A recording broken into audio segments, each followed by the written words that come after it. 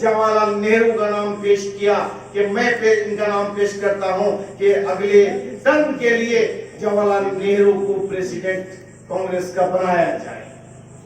جب نہرو کا نام پیش کر دیا گیا تو سردار پٹیل کا سارا پلان فیل ہو گیا، لیکن گاندھی جی تیار ہو گئے، اور پھر تیار ہو جانے کے بعد سردار پٹیل نہرو کانگریس کے پریزیڈنٹ جب بنے، اب ہندوستان کے آزادی کا اب پروانہ مسلمانوں ہندوستانیوں کو ملنے والا تھا کہ سردار ادھر نہرو ادھر آپ کے مسلم لیگ کے بانی محمد علی جناح نے ٹو نیشن تھیوری پر عمل کرتے ہوئے پاکستان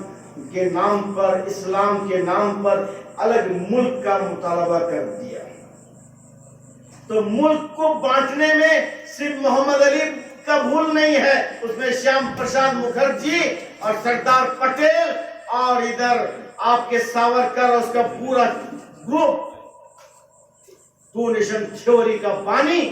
انہوں نے پورے ملک کے ماحول کو خراب کیا۔ ادھر مولانا حسین احمد مدنی، مولانا ابوالکلام آزاد اور مولانا حفظ الرحمان، ان لوگوں نے پورے ملک کے اندر گھوم کر مسلمانوں کو سمجھایا کہ مسلم لیگ کو سمجھو، یہاں تک کہ مولانا ابوالکلام آزاد نے دلی کی جامع مسجد کے سیڑھی پر کھڑے ہو کر جو آخری بیان دیا ہے اردو کا، اس کو اگر سن لو گے اور پڑھ لو گے تو کلیجہ چھلنی ہو جائے گا کہ مولانا ابوالکلام آزاد کا خطاب، اس کے اندر کیا شور تھا اور ان کے دل کا درد کیسا چھلک رہا تھا۔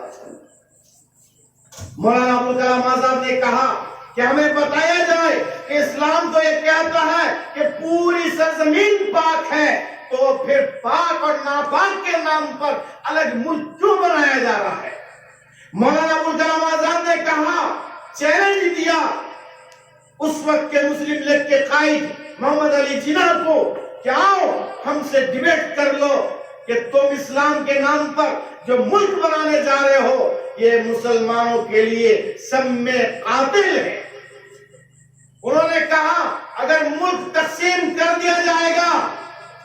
تو پھر انگریزوں کی چال یہی ہے کہ جب ملک بانٹ دیا جائے گا، مسلمانوں کے نام پر ایک ملک بنا دیا جائے گا اور ایک ملک میں مسلمان کچھ بچ جائیں گے اور ہندو رہیں گے، تو وہاں جو مسلمان نیا ملک بنائیں گے وہ کمزور ہوں گے، وہ آپس میں جھگڑیں گے، تو ان کا ہیلپ ہندوستان میں رہنے والے مسلمان کر نہیں پائیں گے۔ اور اگر وہ پاکستان کے مسلمان طاقتور ہو گئے اور یہاں کے ہندو مسلمانوں پر ظلم ڈھائیں گے تو پاکستان کے مسلمان چاہتے ہوئے بھی ہندوستان کے مسلمانوں کا کوئی ہیلپ اور کوئی مدد نہیں کر پائیں گے۔ اسی نظریے کو مولانا آزاد نے مسلمانوں کو سمجھایا کہ اسلام کے نام پر یا مسلم قوم کے نام پر ہم اس کے لیے تیار نہیں کہ الگ ملک بنایا جائے۔ یہاں تک کہ مولانا ابوالکلام آزاد نے کہا کہ اگر آسمان سے جبریل امین دلی کی جامع مسجد کے مینارے پر اترے اور اعلان کرے کہ اے ہندوستانیوں، میرے ہاتھ میں آزادی کا پروانہ ہے، یہ آزادی کا پروانہ میں تمہیں دینے کو تیار ہوں، لیکن کنڈیشن یہ ہے، شرط یہ ہے کہ تم ہندوستان کو بانٹنے کے لیے، ڈیوائیڈ کرنے کے لیے، تقسیم کرنے کے لیے تیار ہو جاؤ۔ تو ابوالکلام اس کے لیے تیار نہیں، ابوالکلام تو کہتا ہے اور 100 سال ہم غلام رہنے کو تیار ہیں، لیکن ہم ہندوستان کے بٹوارے کے لیے تیار نہیں ہیں۔ اور مولانا ابوالکلام آزاد نے اسی موقع پر انڈیا ونز فریڈم نام کی کتاب لکھی، جس کتاب پر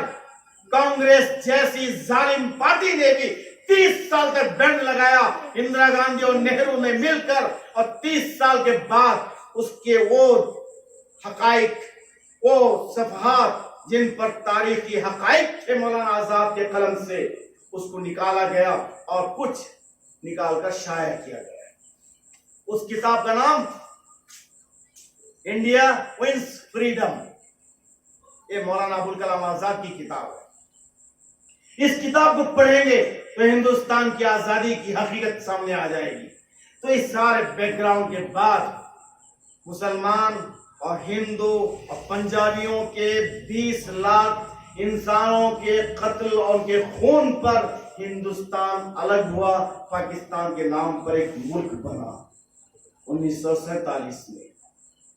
1947 14 अगस्त को पाकिस्तान की आजादी हुई और 1947 15 अगस्त को हिंदुस्तान की आजादी का ऐलान किया गया। रात के 12 बजे हमारे हिंदुस्तान के पहले वजीर आजम, पहले प्राइम मिनिस्टर नेहरू ने ये आजादी। अब इसके दरमियान में कौन कितना मारा गया, लेकिन अंग्रेजों की जो चाल थी डिवाइड एंड रूल, और उसके बाद लॉर्ड मेकाले ने जो हिंदुस्तान की थ्योरी पेश की थी कि हमें इससे मतलब नहीं है कि हिंदुस्तानी मुसलमान धोती पहने, पैजामा पहने, कुर्ता पहने, पगड़ी रखे या न रखे, दाढ़ी रखे या न रखे, इससे हमें कोई सरोकार नहीं। हमारा मकसद है ऐसा एजुकेशनल पॉलिसी तैयार करना जिस पॉलिसी के पढ़कर निकलने के बाद फिर उनके दिल और दिमाग का सेटअप चेंज हो गया होगा। और नाम के मुसलमान होंगे लेकिन वो उनके लिए क्लर्क बनेंगे, उनके एजेंट बनेंगे। और यही होता गया। होते होते 1947 में मुल्क तो आजाद हो गया, मुसलमान भी यहाँ रहे, वहां जो जाने वाले थे चले गए। यहाँ तक कि तारीख के सफहात में मोहम्मद अली जिन्ना के वो जुमले और उनकी वो आखिरी वो तकरीर हमें मिलती है, जिस तकरीर में मोहम्मद अली जिन्ना ने कहा कि हिंदुस्तान के हिंदुओं, हम इन 8 करोड़ मुसलमानों को, जिस वक्त मुल्क बंटवारा हुआ उस वक्त मुल्क में रहने वाले मुसलमान 8 करोड़ थे, तो मोहम्मद अली जिन्ना ने कहा तकरीर में कि हिंदुओं, इन 8 करोड़ मुसलमानों को हम तुम्हारे हवाले करके जा रहे हैं। अब हमें कोई मतलब नहीं कि तुम इनको हिंदू बनाओ या मुर्तद बनाओ या इनको मुसलमान रहने दो। ये तारीख के सफात में लिखा है। वह पाकिस्तान से मोहब्बत करने वाले हिंदुस्तान के मुसलमानों, ये हमारे लिए वो दिन नहुसत का था जिस दिन मुल्क को बांटा गया। और फिर 1947